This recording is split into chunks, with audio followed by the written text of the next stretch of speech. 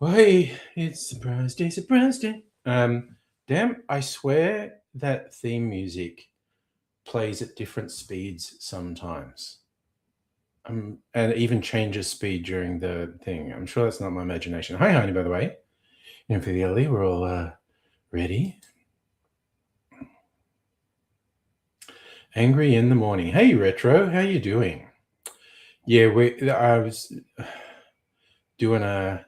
See, Heine, I'm probably imagining it, the speed change. I'm legit probably imagining it. But it's a thing that, at the very least, I imagine happens sometimes. It's very weird. Yes, talking... We had a halftime break, and now we're going again. Just finishing work, Retro. It's 11 a.m. Saturday morning where I am. So actually, look, I'll put the link out, bring you on, Charlie. Because talk about what we're going to do. Plan, assuming our guest is available at 11:30.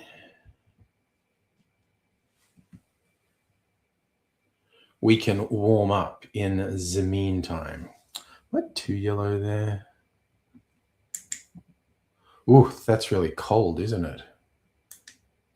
I think I'd rather be a bit sepia toned than such a cold color.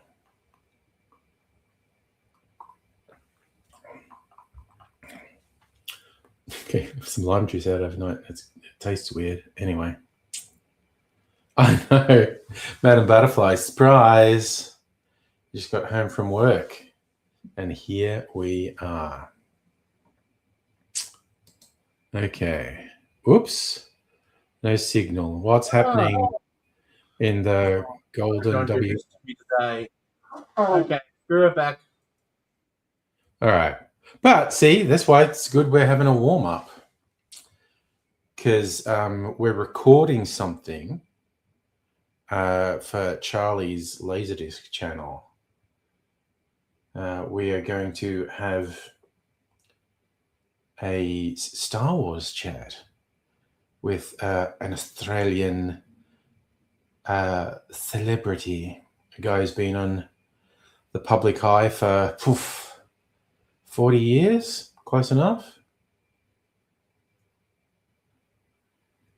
So there's everything from live performance to releasing albums to TV shows, multiple TV shows over the years.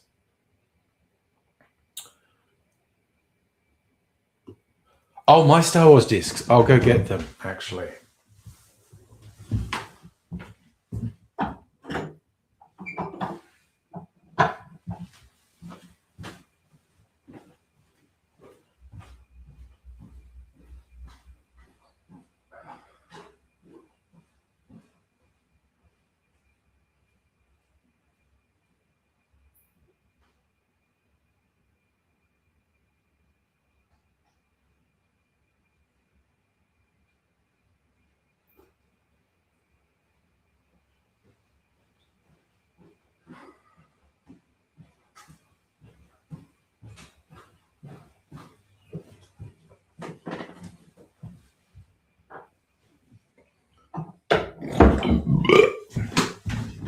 Okay, got my Star Wars box sets.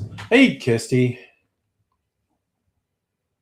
Oh, okay, yeah, Kirsty, this is actually, this session is me and Charlie only anyway, because this has been set up to have a special guest come on and have a chat.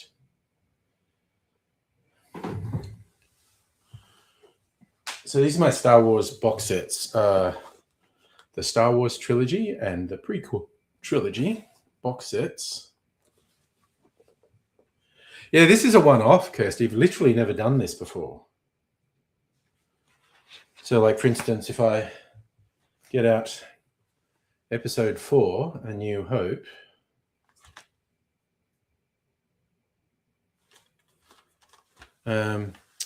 disc 1, New Hope, with commentary by George Lucas, Ben Burt, Dennis Maroney, and Carrie Fisher.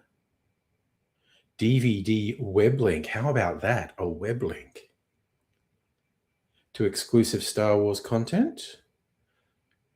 Letterbox format. Sound quality. Subtitles. Disc 2. Yes. So this disc 1 is the special edition. Disc 2 describes itself as the original theatrical 1977 version of Star Wars. Now, I know there's heaps of argument about that, when people go, well, there was actually this version and there was actually this version, but it advertises it as having the original theatrical release. There's a PC demo of a Star Wars Lego game. So yeah, it's got the special edition and the original edition. And I think that's the case with all of them. Disc 1, episode 5, another web link with DVD-ROM, and yeah, the original theatrical version.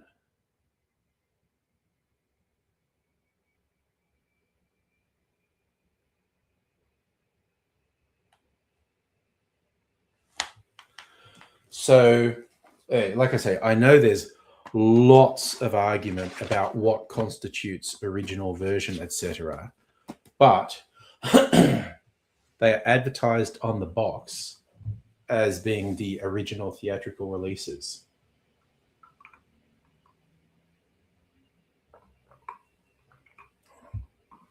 So I ain't trying to start fights over this. I'm just saying what's written on the box.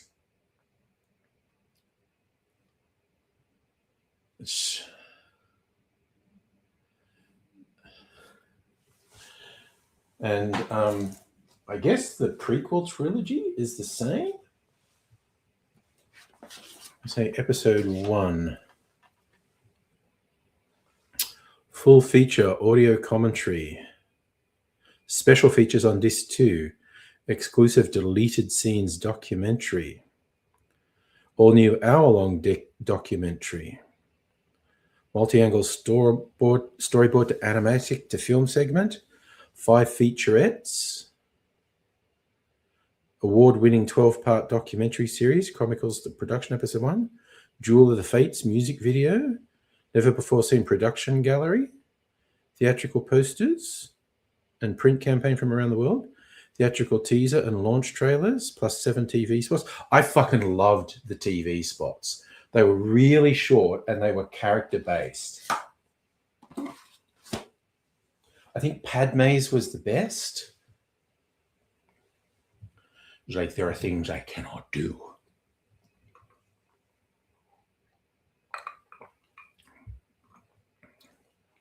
Honey, you got 4K Blu-ray. 3 Blu-rays. Jacket only describes 2. I think it's 4K, 2K bonus. Yeah, there you go. So, yeah, what were the TV spots? There was Darth Maul, Little Anakin, Padme, Yoda. And that makes me want to put the disc in and see them all.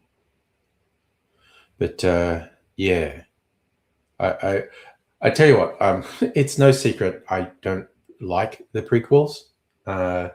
But I tell you what, the advertising campaign for episode 1 was really good. I mean, I'll give them credit for the quality of the marketing. I feel like the end product didn't live up to the hype from the marketing, but The marketing was really good.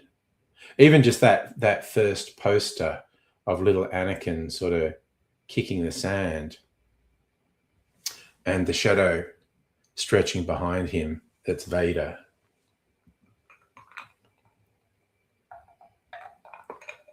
That was instantly so evocative to Star Wars fans. Okay.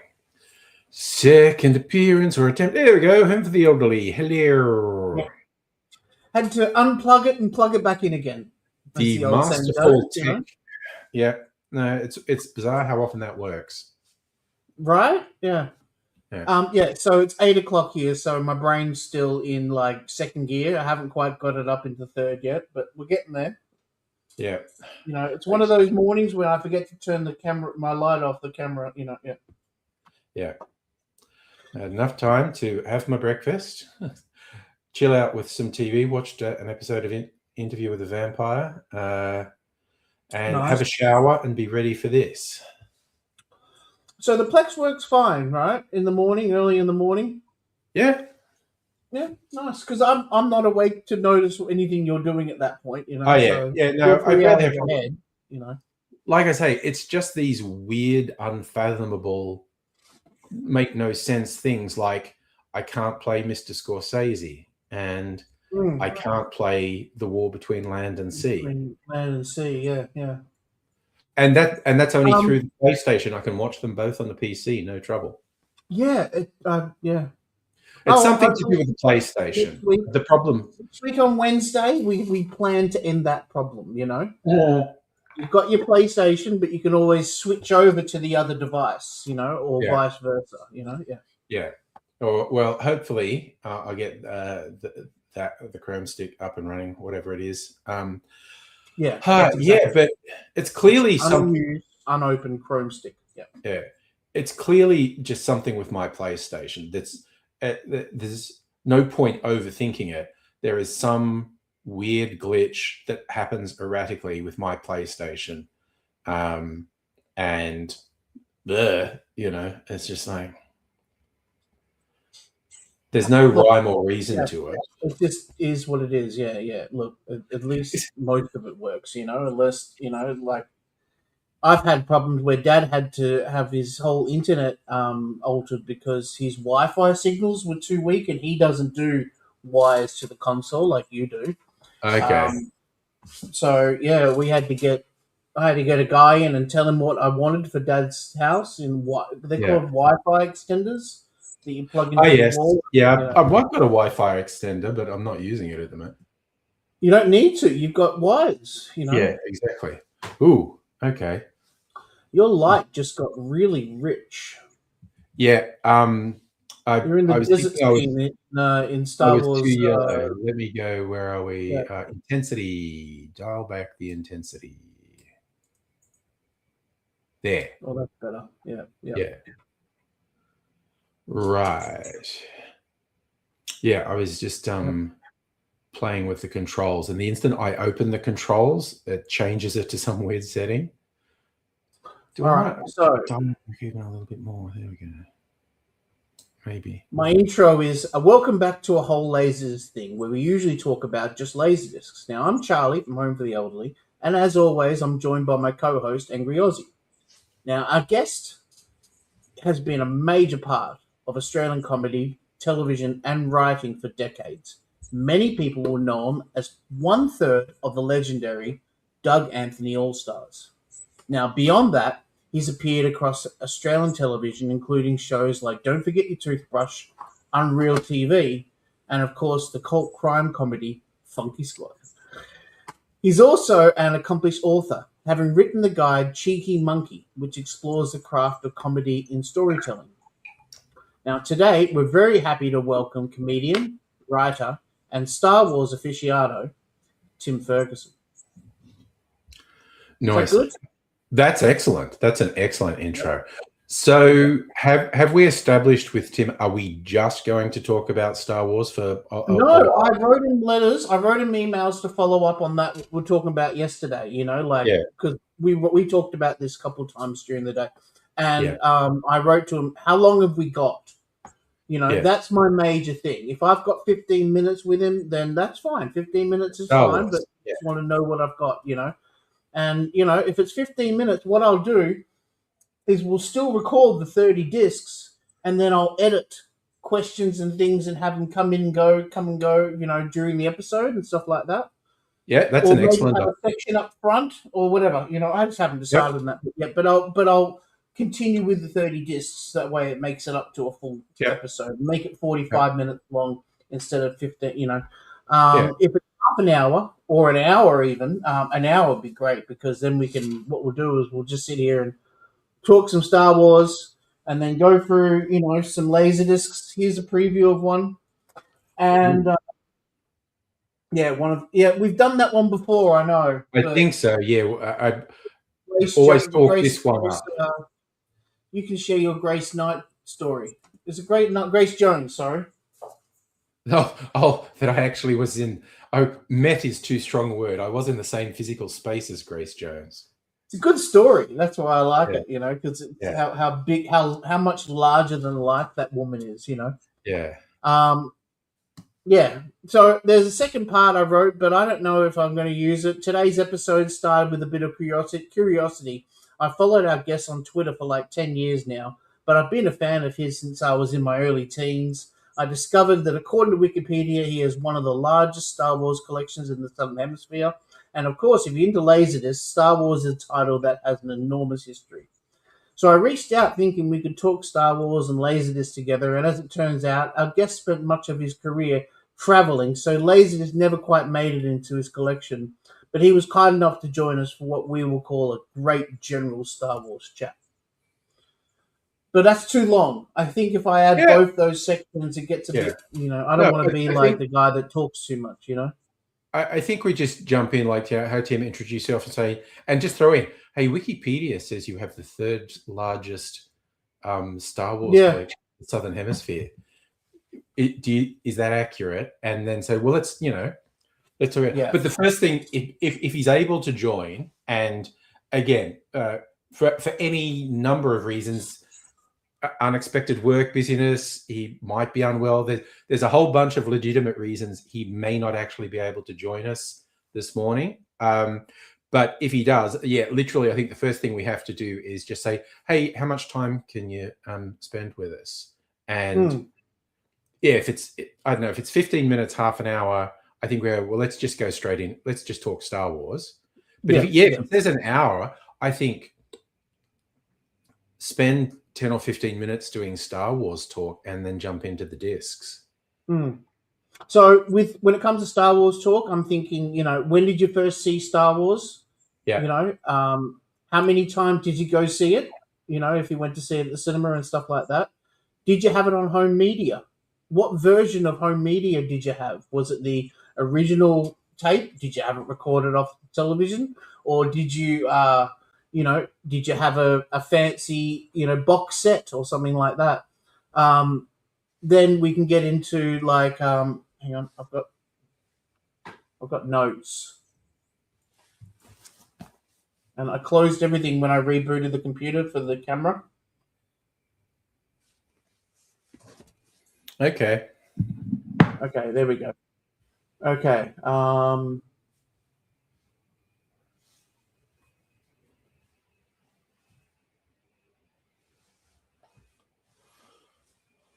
Oh, you're going to want the audio. Oh. Yes, microphone. And to turn your speakers down this time a bit too. Yeah, I might do that now. Okay. But not down too low. I don't want you to, feel left out of conversation, of course, No. It's I can still hear. So, dude, I wouldn't be able to do this without you having your confidence and like history of YouTube and stuff like that helps so much. So the original trilogy versus the special edition. Does he care about the changes? Does he hunt for different versions? Because they changed it multiple times over the years. There's the original 1997 version where they changed it and had CGI, but then they upgraded the CGI over the years and stuff like that. Yeah. Does he collect variants? He's one of the largest collections in the Southern Hemisphere. Does he have a favorite item? Now, it doesn't have to be the most expensive item. I'm more curious on what his favorite personal item is. Yeah. I'm Then we've got, what do you think of the prequels? What do you think of the sequels?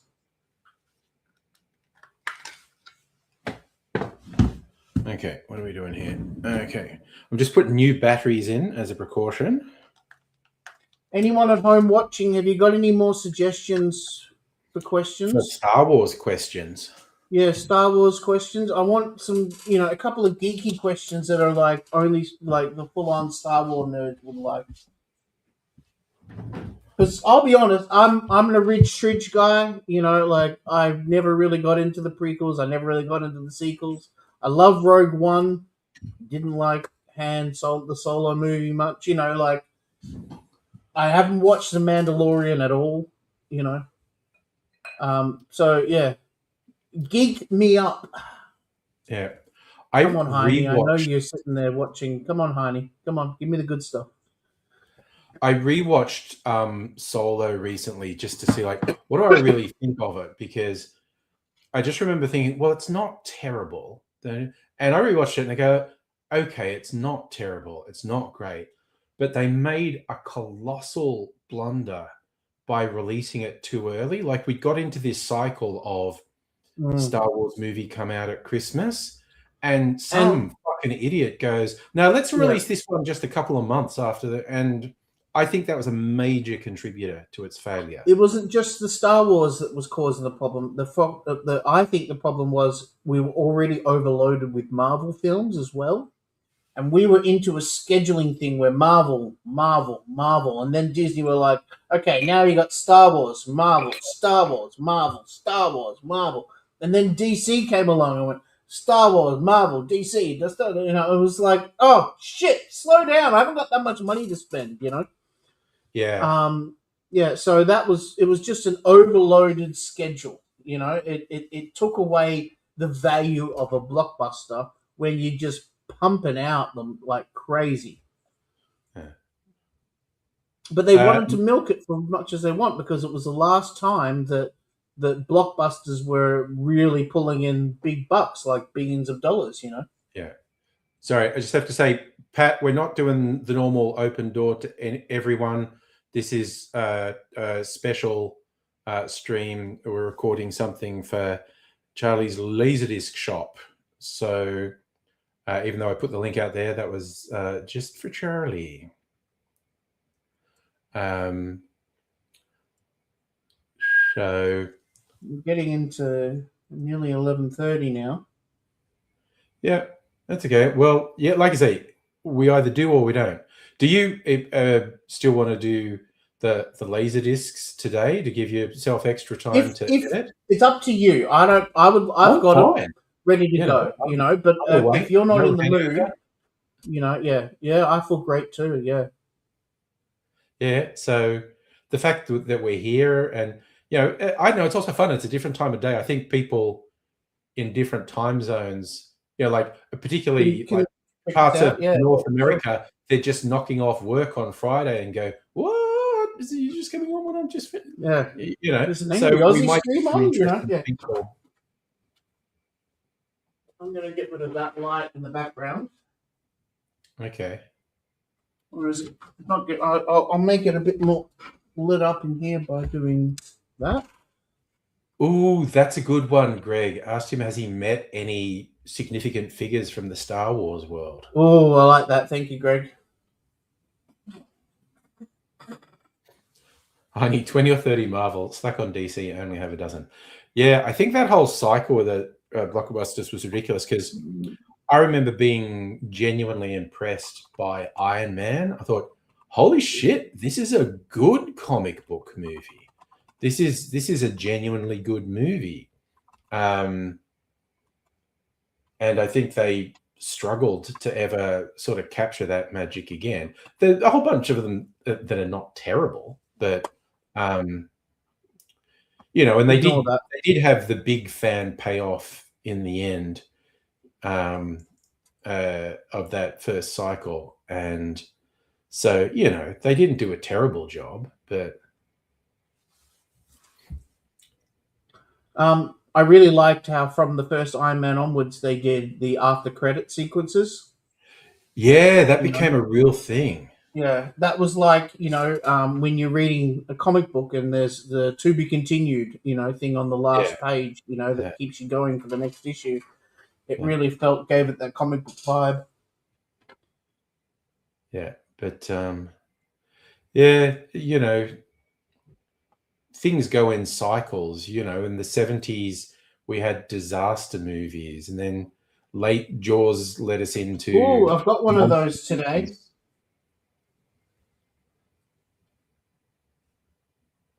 You know, westerns are a thing for a while, war movies are a thing for a while, spy movies are a thing for a while. You know, both Marvel and DC were flogging the comic book movies like a dead horse. But I don't know, maybe they're coming back because the Superman movie was good. Uh, the Well, DC will keep on going for sure. the new Marvel, Avengers was they're not focusing bad. on TV shows. Fantastic Four was pretty good with some weird stuff in Remember it. that? Is that the Towering Inferno? Yeah, Oh, that was it. That was one of the classic disaster movies of the that was 70s. one of the big ones, wasn't it? Yeah, that was famous because uh, on the poster, Steve McQueen and who was the other guy in it that was Charlton famous? Heston. Yeah, Charlton no, no, Heston. no, it was that's Steve McQueen and Paul Newman. Oh, sorry, I got it wrong. Paul Newman. There you go. Yeah, Paul Newman, and they both wanted their name above the title. Yeah. So in order to do that, I think they had to make like their first name would be higher than their surname in order to try to keep them Oh, yeah. equal Okay. billing. Yeah. Yeah, they had some complications with with equal billing. Oh, William Holden, Faye Dunaway, It was a big cast. It was a very big cast. yeah, music by John Williams, O.J. Simpson. Like, But yeah, that was a big thing. There was a whole bunch of those. In the '70s, there was the roller coaster one where the roller coaster breaks down. I forgot the name of that. I think it was probably called Roller Coaster. I don't think Um, that was a particularly memorable one. I've never heard of it. there was an earthquake one. There was Earthquake. There were the Earthquake one was famous in America. They had a thing called a new speaker system called Sense Surround, right? yes. And Sense Surround had such big bass in them, right, that it would cause the roof to start dropping crumbs. And when people were watching the movie Earthquake, they actually started freaking out and bolting out of the cinema because there were bits of the fucking roof falling on them. I saw a video on YouTube recently. I think it's like the writer and director of the Project Hail Mary movie, and they were going to the different viewing experiences that you could go to in LA. And there's that ridiculous one, 4D or whatever the fuck they call it. And I was Yep. just watching it thinking, this looks stupid as fuck. Because you're in seats that rock and pitch and whatnot if there's buffeting in the movie. And again, yeah, they have physical stuff like they have water spraying, and I was just watching this going, this is fucking dumb. This is actually genuinely stupid. It depends on the movie. If you're going to see something like Twisters, it would be freaking incredible. Yeah, But if I you're don't going know. to see something like an actual action film that takes itself seriously, like Project Hail Mary, yeah, that's too much. You want to be able to Again, just sit still and takes itself seriously. I think there's a lot of lightness in Project Hail Mary. Oh, is There's a there? lot of I haven't heard much about it. I thought, yeah. I was going, well, I have read the book. Look, honestly, if you listen to an audio book, you've read the book. I fucking hate people. Okay, side rant. Everyone loves it when I go on a rant. I hate people who act with derision about audiobooks and going, 99% of humans who have ever experienced a book have experienced it being read to them. Okay? It's just like, go fuck yourself. Saying that's not really reading. Just go out the back, get a baseball bat, don't even put any lube on it, and just jam it straight up your ass and just fuck off into the sunset. I swear to God, gatekeepers and holy now, fuck that. But yeah, I think I'm being a grumpy old man with that 4D stuff. Going, that's bullshit. Get off my lawn, you kids. I mean, I think it to has me, great that's not a movie. potential. You know, That's a theme park experience, and great theme park experiences. Awesome. I went to a very early version of that at an American theme park. Maybe it was, I think it was Disneyland. Was Honey, I Shrunk the Kids a Disney movie? yes. Yeah. So I think it was a Disneyland. It was a short that was a spin-off. Honey, we the audience. Yeah. And that's what it was called, the Disney show. It's yeah, fun. Yeah. But there was this, because they're in a lab and a cage of ice gets knocked over and they all sort of run out of the screen towards the audience. And they just had the seat blowing air, and it was like there was little streamers, and the way air blew the streamers like against chemicals, with the visual of the mice running out. Genuinely, there was this moment of fuck me, mice running past my feet. But yeah, so I mean that 4D thing with the rocking chairs and the spraying water, that's a theme park ride. And look, fine, that's probably a great experience. Again, grumpy old man, get off my lawn, you kids. It's not what I. It's not like it's most cinemas that have 4DX. You know, it's one cinema, like usually per city. Half a dozen in the world. Yeah. Yeah. It's nice for a novelty. For the right kind of movie, I think it's a great idea. You know, like those kind of action adventure kind of, you know, Dante's Peak, or you know, like one of those kind of films where it's a disaster film. I think sitting there and you know, it would be really fun. You know, it does look like it's well suited to Hail Mary, because the bits they showed, it was like this wild space ride type thing and stuff flying past. And on the screen, you know, there's sparks and stuff flying past. And yeah, apparently out of the vents, there are actually, like, I don't know, like bits of confetti or something flying past, which actually gives you the feeling like the guy on the screen who's got sparks flying past him, all these bits of confetti that catch the light and go hurling past you. It actually looked like it suited it, but yeah, it's a novelty, and fine. If you want a novelty experience, it actually sounds like a pretty good idea. But yeah, they had that, whatever they call that one, where the screen's actually like 270 degrees. There's actually stuff projecting to your left and right, not just in front of you. I know they had that for Sinners as well. But yeah, it's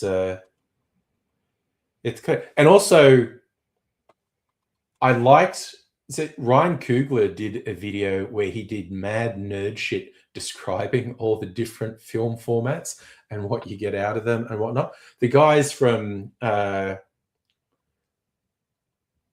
Project Hail Mary, I don't know, their whole presentation style was like, oh, we're on the Today Show. Look, kids, look at this crazy thing that's happening here. And I much preferred Ryan Coogler being a massive nerd. Because that's so fun. You get a filmmaker who makes like action films and big extravaganzas, and deep down, he's just a goddamn nerd.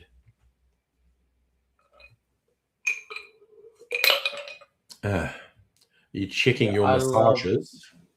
No, I'm actually writing him a thing saying, you know, I'm ready when you are. If I hope you're still coming on today, here's the link to go directly to it, you know, and drop in the StreamYard link to him. Because I said to him a few days ago, when you're ready to come on, drop me a message on Facebook, you know, and I haven't got a message on Facebook, and I don't want to be that guy going, hello, hello, hello, hello, you know. So I wrote him a message half an hour ago saying, I'm ready to go at 11:30 and we're really super excited to have you on. And now haven't heard back from him. So I'm like, okay, I'll write him a quick email saying, we're super excited. Here's the link to go directly onto it. Because now's the time roughly when he was meant to come on, and leave it at that. If he comes, he comes. If not, then we're going to have a good I time think anyway. Yeah. 11:45. Do you think there's enough time? Give him another 10 minutes. Would you start doing laser discs? Yeah, if that's okay with you. Because if he Yeah, comes I'd love on to do later, that. you've given him the direct link. We can just stop and go, "Oh, our guest's here," and because magic of editing, you can make that come first. I don't want to let the audience down. People have come in, maybe hopefully to see Tim Ferguson and stuff like that. I don't want to be that guy that's promised. But like I said, I'm not lying. You've seen the emails, and stuff like that. I've been he was definitely in for it. But again, certainly no judgment on him. There's like 100 legitimate reasons why he might not be able to do it at the last minute. It could be a work thing. It's a donation of his time. It's not like we're a big channel. It's not like I'm going to be bringing in big money. Like this is a charitable thing he's doing. So it's just like it's just like he wants to have a chat, which is really nice. Yeah. I was just stoked that he even watched the show, That was pretty cool, yeah. I did not expect somebody like him to be watching bloody Laserdisc show, and then messaging me on Twitter saying, "Oh, I like your show, Charlie. It's great." Yeah, so, so I think, look, like being philosophical, he either will or won't be here. It's that straightforward. That's it. Yeah. And if there's some reason he can't, there is no try. We'll talk about maybe doing it next weekend. Yeah. Sorry, bringing Yoda in was good. Do or do not. There is no try.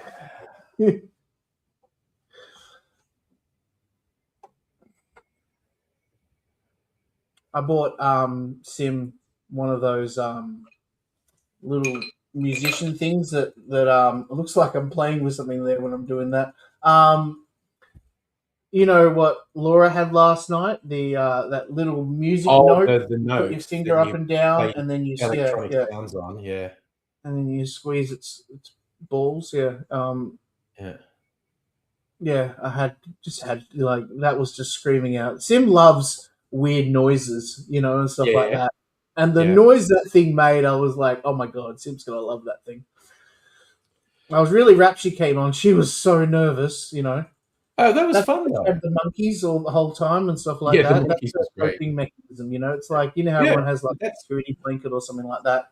Yeah. She does the gorillas, she really likes the gorillas there. And actually, I came out of that thinking, I called her right afterwards and said, you were fantastic. Thank you, And hopefully she comes on again because I felt like there were crumbs of connections between you and her with like Bottom and talking about Rick Mayall and stuff like that. And then that little conversation you had about punk where she brought up a band that I've never heard of, but you knew. Crass. You knew it. Crass are actual punks. Like the mainstream and the Sex Pistols was created. The Sex Pistols are the monkeys of pop. Punk. Yeah. The Manili Vanilli. There was a scene, and Malcolm McLaren decided to cash in on it, and he deliberately went, "I'm going to put you and you and you and you and you in a band," and it was particularly built around Johnny Rotten and Sid Vicious. So like the Spice Girls. Kinda, yeah. The look was more important than anything else. That's what he went for. Like the Spice Girls. Not that the Sex Pistols don't have songs I like. There are a couple Sex Pistols songs I really like. I love Nevermind the Bollocks. That was my introduction to punk, and it was a great album to introduce yourself to because the songs are so catchy, It is. They are essentially pop songs compared to thing, but they're great. That is a great album. The singles, Anarchy in the UK, God Save the Queen, I fucking love them. They're great. EMI, So so the punk scene was very grassroots, and adopted the imagery of anarchy. Yeah. Crass were a bunch of anarchist hippies living on a commune, and when punk came along, they were like, "Oh hell, this is shaking up the system. This could be something." So they started a band, and they Yeah. realized pretty quickly, "Oh God, it's already been commodified. It's already been Ah, mainstream." yeah. But you know, they were extremely political. Hmm. Like their first single was for everyone who's on the dole is called "Do They Owe Us a Living?" Of course, they fucking do.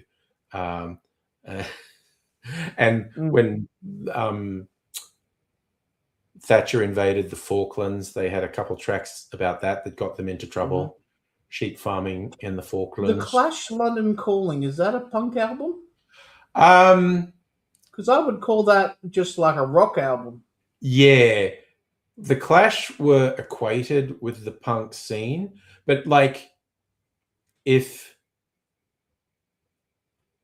the Sex Pistols were commercialized punk, the Mm. Clash was rock that was like on the periphery of punk. Like I think the Clash had significantly more integrity than the Sex Pistols, um, but because the Clash weren't really an image band, and I think it's just So, because they were a bit different. They got equated with punk. if you were to equate um, Sex Pistols with the Beatles or Stones and the Clash with Beatles or Stones, Mm. which side would be which? Would you call?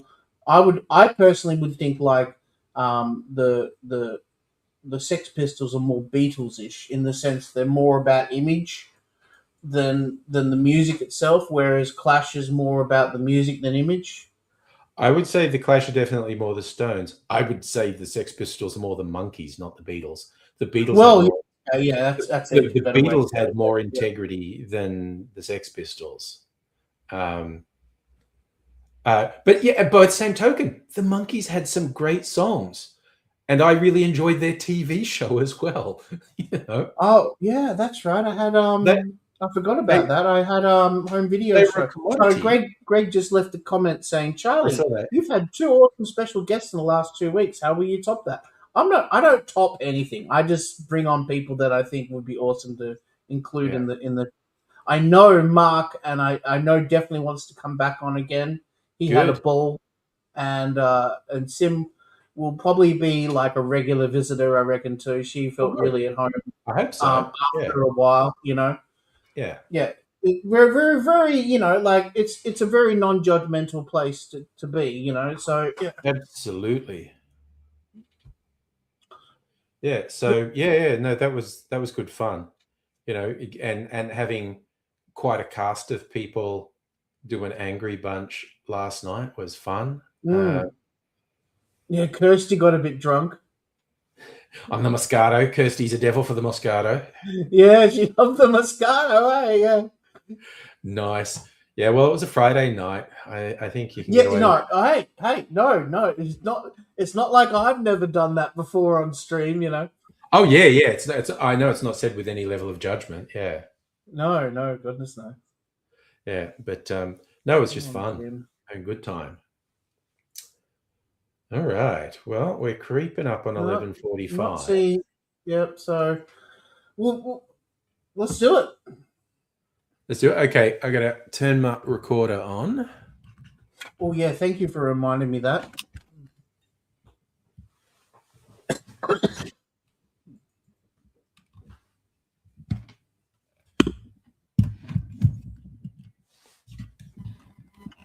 Okay. I'm all lost in the Okay. supermarket. I can no longer shop happily. I Okay, came in I for will the take the chat special off the offers. screen. Guaranteed personality. I'm all lost. All right, tell me when you're ready to go, and I'll start recording. All right, we're gonna do the clappy. Ready?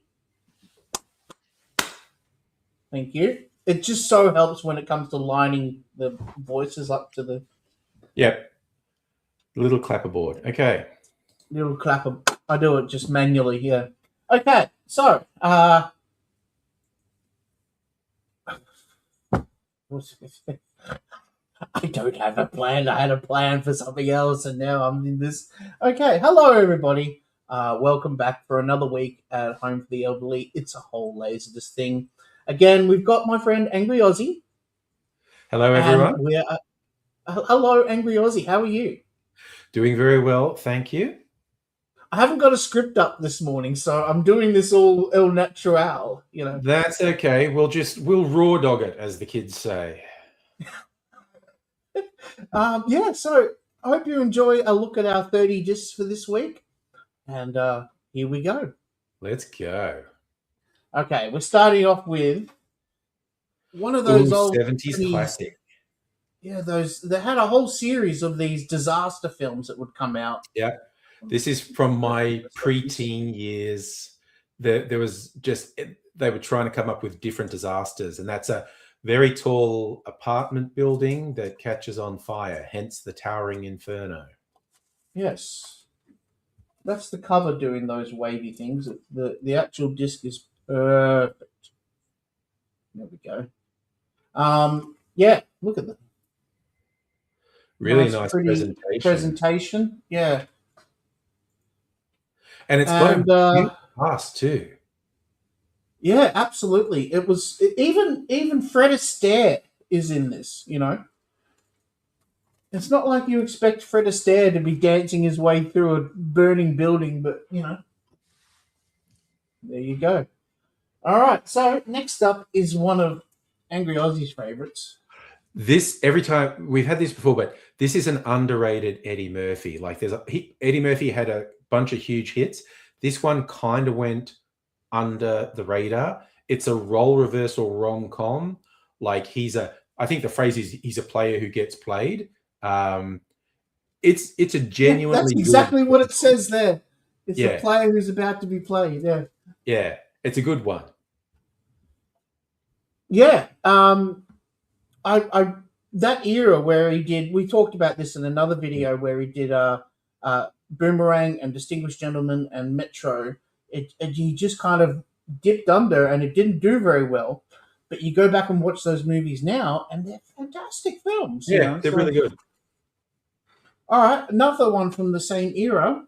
Oh my god. Okay, Bram Stoker's Dracula. This is the Francis Ford Coppola directed one. Keanu Reeves trying his best to walk and chew gum at the same time. Gary Oldman being absolutely incredible as Dracula. My shared house, when this came out, we were really into it. And a cinema was doing midnight showings of that on Friday nights for ages. We went to so many midnight showings of this. Like I must have seen this 10 times. Really? Yeah, yeah. Yeah. Yeah, no, what I love about Dracula was how much of the special effects was done in camera. Mm. There's this great scene, for instance, where they're driving along in a train and you can see Dracula's eyes in the sky. Mm. And that was all done in camera, like no CGI and stuff, just he's a very talented filmmaker.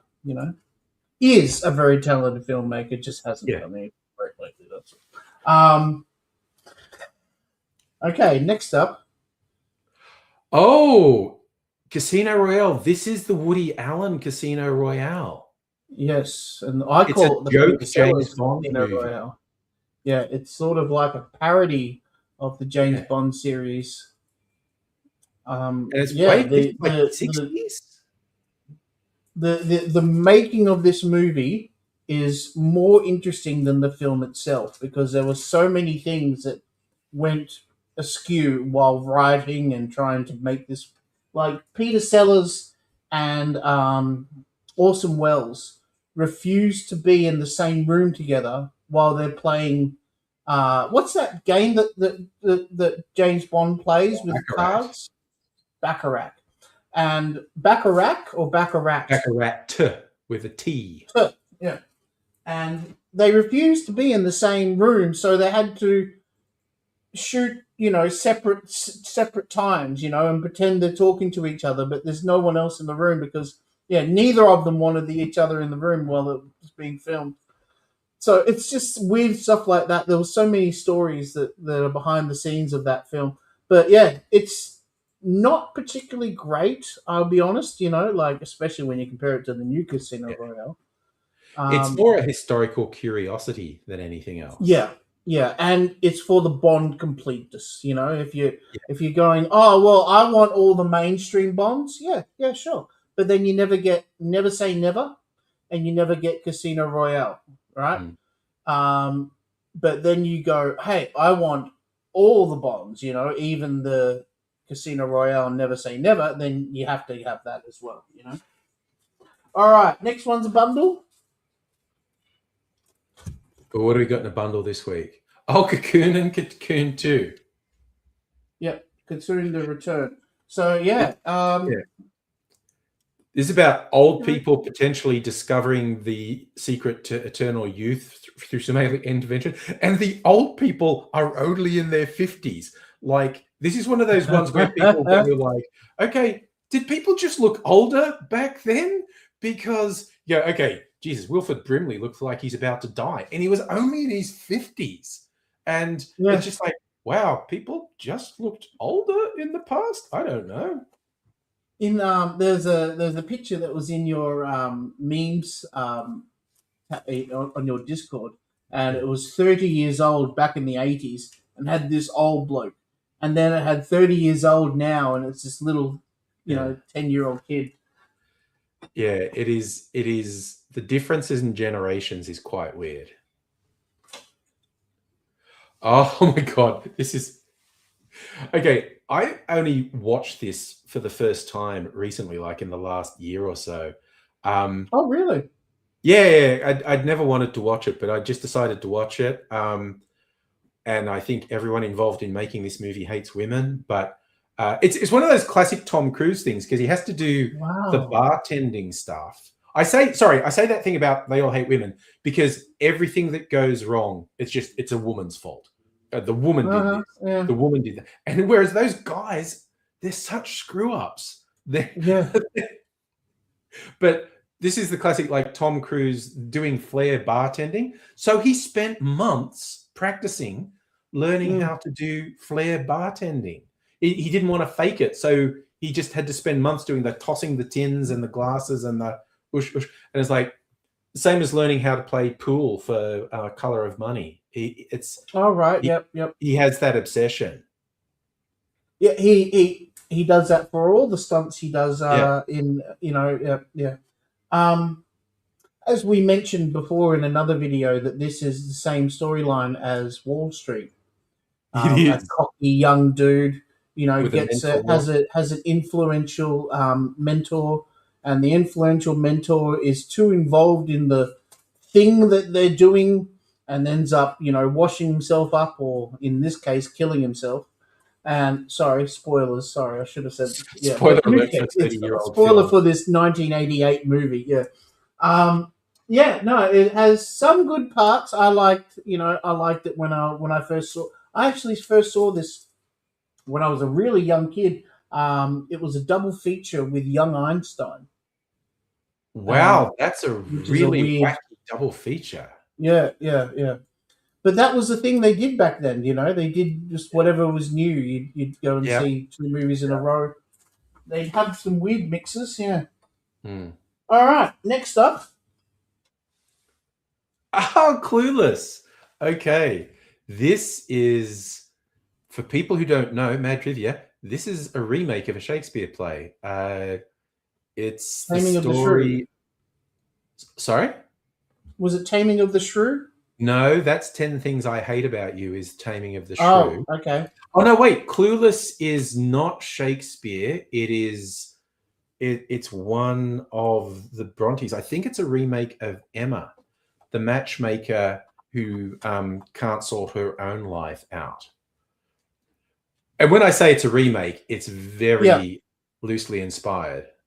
Yeah, it's a Beverly Hills equivalent of the original matchmaking protagonist. The film parallels the book's themes of social, intellectual, and romantic growth, evolving from a self-centered, privileged teen into a more mature, caring person. I don't think that happens at all. Paul Rudd's in this. Remember Paul Rudd? He's it's a very. It's almost a joke to say young Paul Rudd, but It's early He 20s. looks exactly the same as he does now in this. Yeah, in 1995, he looked exactly the same as he does now. Yeah. Bloody freak of nature. Yeah. Okay. Oh, Carlito's Way. I never got. I've seen this. I never got fully into it because I like gangster films and I like Al Same. Pacino. Me too. I got this because I thought, oh, Pacino, like I love Pacino films. I think it's directed by who was the no, it wasn't who I think it is. You know when they use that font where or everything's like tall and very thin? Stretched. Yeah. I can't bloody read any of that. Hang on. I Brian De remember the Palma is my opening brain's was telling me. really good. A body floating in the ocean and Tom Waits singing "Sea of Love." Um, Yeah, it is. It's Brian De Palma. Yeah. it's a Brian De Palma film. Okay. Yeah. So, I thought, oh, this is going to be right up my alley. And I end up watching it going, Yeah, not super into it. Yeah. that's 2 out of 5 I gave it. So, Yeah. yeah, even though it's a DTS disc and stuff like that Yeah. too. But for Yeah, Pacino just doesn't. completists, maybe. Yeah. Oh, look, for those who love Brian De Palma films, it is hardcore Brian De Palma. And Brian De Palma and Pacino, they did Scarface together as well. Hmm. So it's sort of Much better like, movie. same, yeah, right? All right. Speaking of Fred Astaire from before, Okay. this is his best film. You haven't seen this one? Completely unfamiliar with it. Never even heard of it. Okay, so there's a scene in this film which is absolutely inspirational. What he does this dancing scene where he's very happy about meeting a woman and does a song about how much he's excited about how much he loves her and how much he's over the moon by her and stuff like that. And then what they do is they start rotating the room around and he ends up dancing on the walls and then he ends up It going was up the onto the first roof. time that was copied so many times. Yeah, it was done in electric. What is it? Electric Boogaloo. No, what's it called? Breakdancing 2, Electric Boogaloo. Yeah. And Yeah. Lionel Richie dancing on the And ceiling. Lionel Richie did it and is dancing on the ceiling, sort of. But he didn't Yeah. go up the walls. They just spun the whole room around and they just had everyone standing on the roof. But they had a lot of people doing it, remember, in that scene of dancing Yeah. in the ceiling. And then Rodney Dangerfield shows up at the end and goes, "What is going on here?" Anyway, this was the film that started that whole thing, and it's a So, classic. And I've yeah. watched this movie at least 5 or 6 times. I love it. Okay. So if you like Fred Astaire, that's the Fred Astaire film. It's one of them. My favorite Fred Astaire film. Okay, so we're getting Fred Astaire geek. Bandwagon would be my favorite Fred Okay. Astaire movie. That has that classic scenes where they all get dressed up as babies and they start doing the dance on their knees so they look really small. Mm. So the triplet song where they're talking about how much they hate each other and stuff. Very funny. It's so 50s, but yeah. Okay, next up, speaking of 50s, actually, no, this is 60s. This is very early 60s. The Road to Hong Kong. This is the last of the Road 2 series. Sorry, I was just checking my recorder. Yep. Yes, the road movies with Bob Hope and Bing Crosby. Yep, so we've got, the Road to Morocco and the Road to Bali and stuff like that. This is the last one of that series. And funny enough, they actually moved from black and white to color when they did the Road to Bali and then went back to black and white again. Okay. But yeah, and they also had usually it's Dorothy Lamour who is their third person, the female, and they got Joan Collins in for this one, which was a bit of a mismatch if you ask me. But overall, there's some really funny slapstick comedy scenes in this. It's not as good as the original Road to films. Road to Morocco is just amazing. Yeah. But the Road to films are usually very entertaining. Okay. Shall we pause while you address that comment? Because I know you're probably sitting there going, fuck you. No, I don't have comments on. I'm not saying anything. Oh, okay, yep. All right. Next up, we've got A Simple Plan. Okay. I'm not sure if I've ever watched this beginning to end, but I've watched bits of it, and it's a really good, like, complicated caper film. Like, it's a very ironic title because it gets very complicated. Yes, it does. And it's directed by Sam Raimi, who did, Of Evil Dead fame. or Spider Man. Yeah. And this was like so it was meant to be a simple, like you said, a simple story. And then things just start going wrong and everything, Yeah, falls apart. Yeah, no, cool film. it's a good Sam one. Raimi and the Coen brothers have a very strong back collection because they wrote and created films together to begin with. So when this is Sam Raimi doing a Coen brothers movie. That's a good description, actually. Yeah. Okay, next up. Oh, wow. Early Tom Hanks with Daryl Hannah. Yeah, this was oh my god, again on the front cover. The Twin Towers in the background. There's so many laser discs with Twin Towers. You can start a collection of just Twin Tower lasers. Just don't let them fall over. Exactly. Don't drop the laser discs. Yeah. Okay. So yeah, no, this was pretty early. Tom Hanks. This was the one that really set him into, catapulted him into major fame. Yeah. And he was doing well, and then this one really launched him. Yeah, absolutely. Yes. Yeah. Fun movie. Directed by Ron Howard. Another one directed by Ron Howard. Yeah. So was Cocoon 2. Yes. And so was Solo. We were talking about Solo earlier today as well. Yes. The Star Wars movie. So it's just, we have this thing with Ron Howard, as I brought up before, like we tend to keep on, Ron Howard keeps on, I'm going to get him on the show one of these days. Okay, next up we have Varsity Blues. Oh, this is again James Van Der Beek. And John Voight. He was big on TV, and they were really trying to push him into films. Yeah, they were like, "Hey, let's do a movie." And this is like really late '90s, as you can see with the Pioneer logo.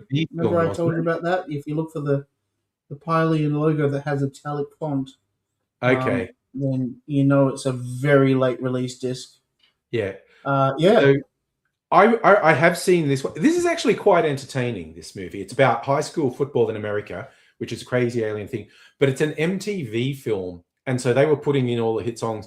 And I was like, guys, there's a difference. Oh, wow, it's an MTV movie. It's an MTV film. It is too, yeah. There's a difference between having a soundtrack on the movie and doing a video clip in a movie. Like, it's like, come on, some subtlety sometimes. Like at one point where James Van Der Beek is having a great game as the quarterback and doing the big passes, they're playing, "There Goes My Hero." And I'm like, oh, come on, guys. Yeah. Just work some subtlety in, please. Yeah. And it was like, oh, I'm getting the MTV stank here. That's what's going on. All right. Oh, what do we got here? Wiggity Wild Wild West. This is Swing and a Miss. Look, it's funny to watch this because of what they tried to do. Will Smith turned down Matrix to do. Oof. So I didn't realize when this came out, but this was inspired by an old TV series, and like from like the 60s, black and white cowboy thing. And it was this odd couple, one who was like a slick gunslinger type thing, and the other one who was an inventor, and their skills would come in at different points. And they just took it to a quite silly degree in this one, and it didn't work. But anyone who likes... directed by Barry Sonnenfeld. He did Men in Black. Yeah. And the Addams Family movies. Yeah. And So You it can even probably be has a entertained by this. It's quite a commentary track spectacle. by Barry Sonnenfeld on it too, which is cool. All right. What were you saying? Sorry, Angry? Sorry, I was just saying some light entertainment here because it gets very wacky, this movie. Oh yeah, yeah. No, you're not buying this as a as one of those films you're going to be taking seriously. This is Yeah, absolutely insane. yeah. Giant mechanical spider insane, you know. Yeah. Oh, this is an interesting one. I have seen this.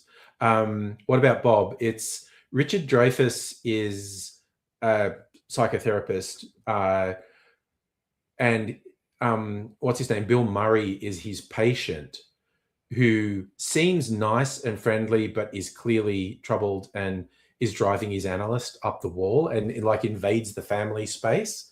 Um, Yep. and so it's a whole thing of the analyst, like Richard Dreyfuss's character, ends up looking bad, even though he is being harassed by Bill Murray's character. It's quite entertaining, this one. Yeah. The family even start taking Bill Murray's side. Yeah, because Yeah. Richard Dreyfuss goes so over the top with his anger. They're like, "Yeah, you got a problem. He's a nice Mm. guy. What's your problem?" It's a And very funny movie. I think it's directed by Frank Oz. Yes, it is. So yeah, you're in safe hands watching this one. It's a little yeah, bit silly. There's a great video on YouTube by Hats Off Entertainment that covers the making of this film, which is just as interesting as the film itself because these two drove each other nuts while filming. yeah, which works on screen because the characters are driving each other nuts. Yeah, it does. It carries over to Hmm. excellent online on-screen performance. I was just double checking to see if Tim might have replied yet. Oh, something's Nope. come up clearly. Yep. Okay. Next up, some Robin Williams. Oh, this one wasn't a big hit. It's visually really interesting because it's It's about the aged afterlife. so well. This looks gorgeous on Laserdisc. The picture quality is incredible, and the art style they use because it's all a bunch of paintings and stuff like Yeah, that look amazing. yeah. It's very good visually, this film. You know, it's about the afterlife and family and love and all those sorts of things. Um, and so, yeah, it honestly, if that's a sensitive area for you, family deaths, that might get a bit intense for you. So a content note, as they Robin say. Williams loved doing movies about afterlife and reincarnation and stuff like that. Mm, It's like this being human and stuff like that as well. All these films like can we continue where your spirit continues living on through something else, Okay. Have you seen this one? Oh my God, that is a classic. No, I haven't Yeah. seen it. Yeah, that Charles Lawton in the foreground going, blah, blah, blah. You can almost hear what his voice would sound like Yeah, just from yeah, how he yeah. looks there. My lord, what's going Yeah. on here? Blah, blah, blah, blah, blah, blah, blah, blah, blah. But Very that is a cool, very classic cool film. time drum. Yeah, it's a Billy Wilder film. Yeah. I love Billy Wilder movies, and this is one I've seen a few times. But I was like, I'm not a massive fan. Mm, Like I love Billy Wilder. mm. Usually, but this one was not one of my favorites. So yeah, letting it go. But weird that it's got this little trimming on the thing. I think that was what they would do is they would move Laserdisc into like a bargain basement, just like what Yeah, I've got. But in order so you don't return the disc saying I paid full price for this, yeah. they do that or they punch a little hole in Punch it a or hole. something like Yeah. that. Yeah. Yeah, I remember stuff like that. Yeah. All right, another Gene Wilder movie. Remember last week we had Funny About Yep. Love? Yeah. Have Woman you in seen this Red. one? It's Woman in Yeah, Red. this is Yeah. like midlife crisis movie. Hollywood men love making films about being obsessed by much younger, attractive women. Yeah. But this Charles was kind Grodin's of in this as well. this was kind of a hit. Yeah, so Gene Wilder actually wrote and directed this one as well, rather Yeah. than the last one being directed by Leonard Nimoy. I'm still blown away by that. That really surprised me. Yeah. All right, here's an Aussie classic. Strictly Ballroom. Hell yes, this is a classic. This is such a good film that tried to show a different side of Australian culture by basically bringing in a different ethnic group. Um, Hmm. but it's a great, challenge the system.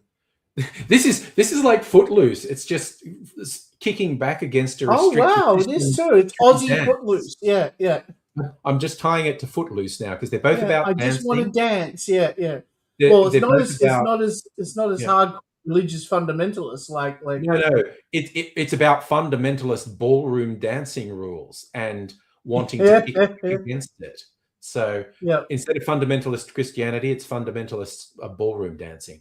yep. And with they remade "Lovers in the Air" especially for this, Yes. and I remember buying it on a CD single when this movie Yeah. came out. Yeah. Loving Relaunched that Denzel song. Young's Yeah. career. All right, time to put on the glasses. Yeah. This is again, I am amazed no one's done a remake of this because Right. Yeah. Yeah. it's still so topical. And while this is fun, the production style and the acting is all very cheesy in this. I think it'd be done better. But it's the classic there are secret aliens or whatnot among us who are shapeshifters. And if you have these special glasses, you can see them. And you can also see the messages behind everything, Yeah, all the the subliminal advertising. messages like Yeah, obey and yeah. and buy this and consume and stuff Consume. like that. And nowadays, yeah, like you said, if they remade it, they could have the glasses show, when you're on your phone, Oh when you're yeah, watching reels and stuff like that. yeah, Yeah, yeah. The it's 80s era Reagan. It's like this real anti-yuppie, anti-consumerist thing. And I know recently there's been like neo-Nazis, right-wingers edit the video to put and put on social media to have the glasses reveal like anti-Semitic stuff, like the Jews control everything. So the filmmaker just came out and said, okay, I probably shouldn't even give these guys oxygen, but I just want to Mm. point out these right-wingers who are trying to pretend they can work anti-Semitism into it. No, no, this was anti-Reagan, anti-yuppie, anti-consumerist, Mm. Oh, the same pro-individual. with the Wachowskis got really pissed off with red right wingers using the red pill Oh phrase. yeah, and you just tell them like, yeah, you're drawing inspiration from a couple of trans filmmakers, Yeah, where both of them are trans now. So yeah, who are you the, referring to? Yeah, yeah, yeah. the film Um, was explicitly a trans Roddy allegory. Roddy Piper was the star of this film, which is quite makes it very popular with the lasers community in my age group. And it's a John Carpenter film as well. Yeah, So yeah, it very is a cool. classic. All right, so going on last week, I thought I'd pick these because like I watched the video 500 times while I'm editing Yeah. and stuff like that, and it kind of influences the discs I choose the next week. Mhm. So we've got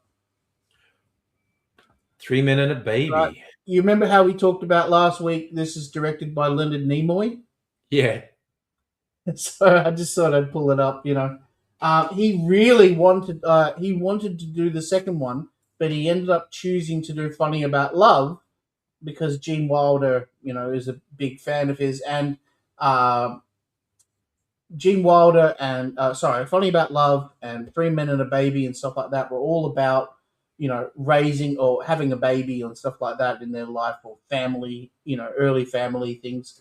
Leonard Nimoy seemed to have a niche where he was doing comedies about babies for a while. So therefore, he was the pick of the litter when it came yeah. to being the director of Funny About Love, Okay. and so he turned down doing Three Men and a Little Lady instead. and he regretted it ever since because Three Men and a Little Lady was actually a brilliant script. I think it holds up even better than the first one. Although it wasn't a massive hit, it was still a very memorable sequel. Yeah, these three are a lot of fun together. Steve So Guttenberg, Tom Selleck, and Ted Danson. if you're unfamiliar with it, it's like these three guys, and I think they're all meant to be in their 30s at this point. Yeah, They're successful bachelor 30-year yeah, olds. Yeah. they're sharing a house, and they end up with this baby because the woman who had the baby, they had all been having sex with, and no one knew who was the father of the baby. No, they didn't know who the mother was at all. They just knew that there was a baby dropped at their door. And I don't think they mentioned. Oh, no, wait. They knew it was Ted Danson's baby, but he was away filming a movie or a commercial in Brazil. Because See, you I'm remember there forgetting. was the ghost. You're remembering details I'm forgetting, so I'll defer to you on that. Yeah, oh mate, we had this on VHS, like recorded off the TV. So yeah, I watched this movie way too well because it was famous, right? There was the ghost. You remember the ghost in Three Men and a Baby? Okay, so in the background, there's a scene where there's a cardboard cutout of Ted Danson, and everybody thought it was a little kid ghost hidden behind a curtain. And when you were watching it on VHS, you're looking at a very low resolution picture. Yeah. And you're sitting there fast forwarding and rewinding, and trying to figure it out. And it's just, what is that? And then the moment you watch it on DVD, you're like, oh, that's a cardboard cutout, But for years, that what's it called when it's urban legend? It's like a urban legend. Thank you. Yeah, it went on about the ghost. Yeah. It's like the hanged Munchkin in Wizard of Oz. Oh right, yeah. Again, there was this silhouette in the background of one shot that if you squint and turn your head sideways, it kind of looked like a little person had hanged themselves from a tree, and you see, but it was the same deal. People were only seeing it on like the Wizard of Oz would get played on TV and whatnot, and they or on VHS and freeze frame. As soon as you see an HD version of the movie, you go, it's just a painting, a branch, backdrop. or something. It's just people were just, it was an indistinct blob, and I've decided what it is. Like the picture of Loch Ness Monster or something. Yeah. You fill in the gaps. Yeah. All right. Next movie is called The Three Fugitives. Oh, I have seen this. Like Nick Nolte playing straight man, and Martin Short doing the comedy, and the little girl bringing the cuteness. Yeah, doesn't he rob a bank? I think Martin Short robs a bank and takes Nick Nolte. But he's really and Martin Short has that daughter, and she's a little bit special. Yeah, but this was a really entertaining movie. I remember this one. Yeah, it's that Martin Short silliness that he brought from Inner Space and stuff like that. Yeah. And then you mix it with the Nick Nolte getting frustrated with everything, bugger off, kind of energy, and then you put those two together. It's a good combination. Yeah. And then the innocence of this girl, the special girl. The way the three play off each other is really good. Okay, so when you buy this, it won't have this plastic on it. I promise. I always take the shrink wrap off and put a nice new fresh sheet on there to keep the disc looking really nice. Okay. This shrink wrap is really bad because it stretches the covers. Yeah. And it causes doggy ears up here in the corners. Yeah. Sorry. Yeah. The movie. We hadn't said what the movie was. It's True Romance. It's also slightly hard to see the title. Yeah, that's the thing with the plastic. It creates a lot of reflection, doesn't it? So, if I remember rightly, this is a Quentin Tarantino script, but someone else directed it. But Tony Scott directed it. Tony Scott directed it. This is love Tony this Scott, film. Yeah. I think this film is great. Like it's a what's Oh god, I'm blanking on his name. I love certain scenes in this film. Yeah. There's a great scene with. Now I'm having a blank. Okay. Okay. Well, I just remembered his name, Christian Slater, the Christopher star. Walken and Dennis Hopper, Yes, Dennis Hopper and is his they dad. bounce off each other Yeah. like Yeah. absolute pros. There's also Brad Pitt, Gary Oldman, Val Yeah. Kilmer. Yeah, it's a Yeah. very cool, Yeah. very cool cast.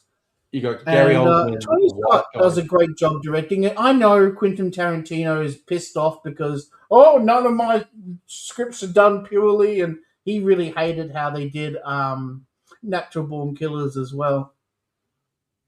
Yeah, I don't But I blame him think for this that is one. great. I think this one's This is great. great. Yeah, and There's Natural a Born scene that Killers stands is out for me because there's a whole thing where Christian Slater's stolen some money that belongs to the mob, and mob guys come and find his dad.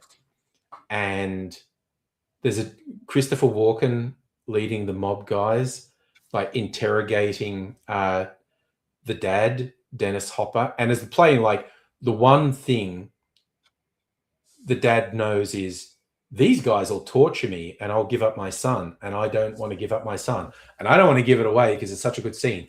But he's trying to come up with a way. How can I not give up my son to these guys who are definitely going to torture me? And it's a really intense scene. It's really well done. Mm-hmm. But yeah, All it's a right, hell of a let's do cast another and one. it's a great movie. Wow, another classic. This was Jim Carrey's bridge from comedy to serious, almost. This one, I reckon. Is that a fair thing to say? Because Yeah, actually, this has I both feel like comedy and the dramatic beginning of elements. that bridge was Liar Liar. That That wasn't completely. It wasn't him bending backwards and pulling weird faces like he was with The Mask and Dumb and Dumber and stuff like that. He was trying to do like a normal person, and then this one I feel like was like, yeah, it wasn't even trying to be funny per se. It was just a really great script and a fantastic premise. The yeah, idea and of of course now someone there's even raised. people have a diagnosis they call Truman Show syndrome, where they think they're being filmed and everything's fake and they're just in a TV show. Wow, people actually believe that.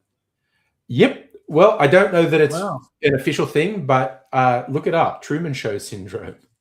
Yeah. Yeah, fantastic cast.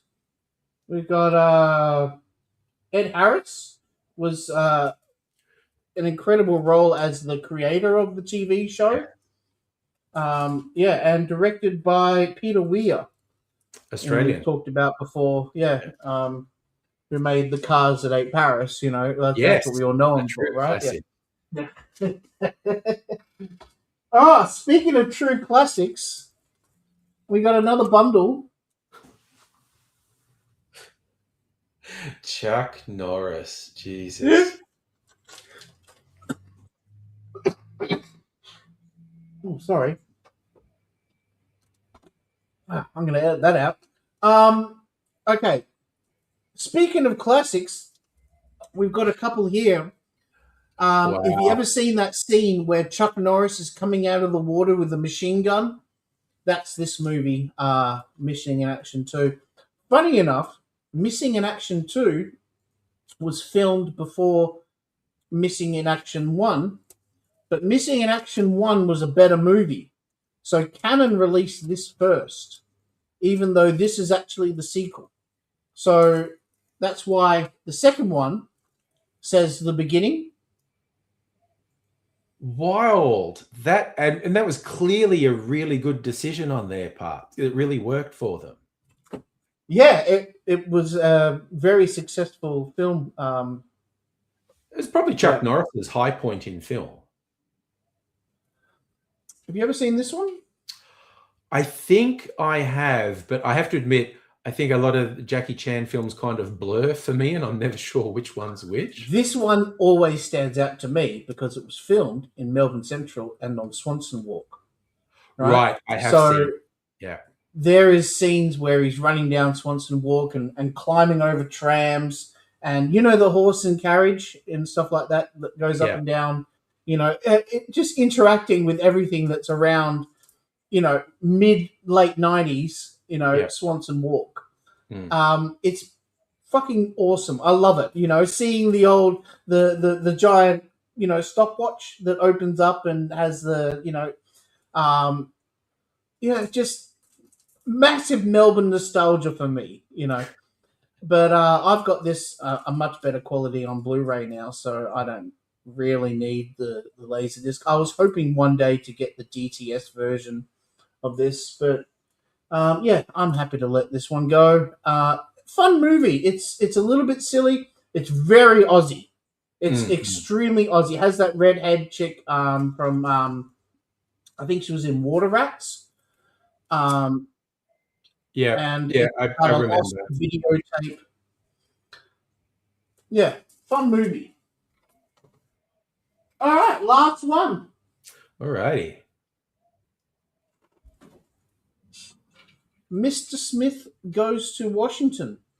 You don't get much more classic than this one. Jimmy Stewart, the Mm-hmm. naive Southern politician who believes politics can still work, and he gets in there just to find out how corrupt it all is. Wow, how relevant that is today, I huh? know that it just some of these films just stay relevant, and Mm-hmm. the most famous bit And is the this was made filibuster in scene. 1939. Yeah, But yeah, he the filibuster is the famous scene. yeah, You're right. Yes. where he just has to keep talking. There was the rule that if you start talking on the floor, you can't be stopped, and he just wants the truth to come out. And even like he gets when it turns out he wants to keep his integrity, the corrupt people who thought they could manipulate him undermine him, and so you get all these false rumors spread through media and stuff. Like you could clearly remake this the way people get trashed through social media and Mm-hmm. conservative media outlets or even progressive media outlets. Um, uh, Absolutely timeless movie. Really nice pressing. It's been redone, especially for this Columbia Classic release. Mm-hmm. Yeah, Frank Capra film. The same guy who directed this also worked with Jimmy Stewart in to make A Wonderful Life. Mm. Two Yeah, absolute so an classics. absolute classic, 1939. This was the year of great film, Mm. and yeah, definitely check this one out. So yeah, big pile of awesome movies, Yeah, such a and great cross yeah, section in there. yeah. I thought it'd be a nice. I actually picked some of the better ones this week because I thought maybe Tim might be doing it with us. So I thought, oh, Oh, I'll get another some good time. ones in and stuff like that. I picked last night and went, oh, usually what I do is I completely go in random and just Mm-hmm. go next, whatever's next in the pile. Mm-hmm. But this one I went, oh, I'll grab that, and oh, this one, and oh, I need something Australian, like that's why I grabbed Strictly Ballroom. Yeah, but hopefully we get Tim back for another episode. That'll be really cool. But in the meantime, I think this went great. We'll see you guys next week. Thank you See for you next watching. week. More laser discs. Bye. I shouldn't have mentioned Tim, me and my big mouth.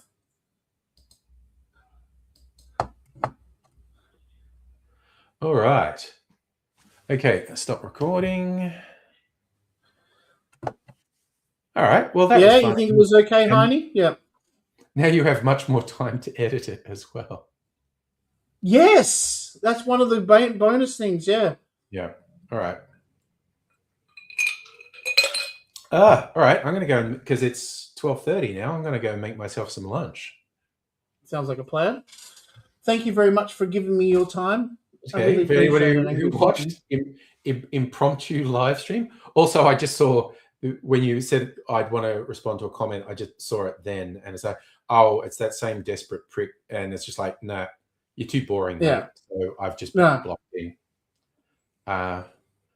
It's just like, Yeah. in certain ways, like, seriously, if he came on when Ray's was on, Ray's loves getting shit out of his system by Oh going yeah, after yeah, someone like that. I just go for it, buddy. Just rip him. yeah. Have fun with it. Yeah, yeah. And I had fun mocking him last night, but it's like, yeah, you know what, mate, you're not worth the effort more than once. it's just you're just boring. Yeah, go Uh, home. okay, well, fun times. All right, have a good day, everyone. I have a Thank you. date night tonight, which I'm looking forward to. Probably doing a stream on Sunday night. So Well, we got a Saturday stream anyway, so win-win. yeah, You know. yeah. Surprise Tuesday, trip. I guess, is going to be a normal day then. You don't have to have me on Tuesday. Are you still on Tuesday? Oh, yeah, I'm probably doing a stream on You're on, Tuesday. Yeah. yeah. Sweet. But we'll see. Yeah. We'll see. You know, what the hey. Yep. Alrighty. All right. Good one, mate. Cheerio. See you later, everyone. Bye. You are totally fucked!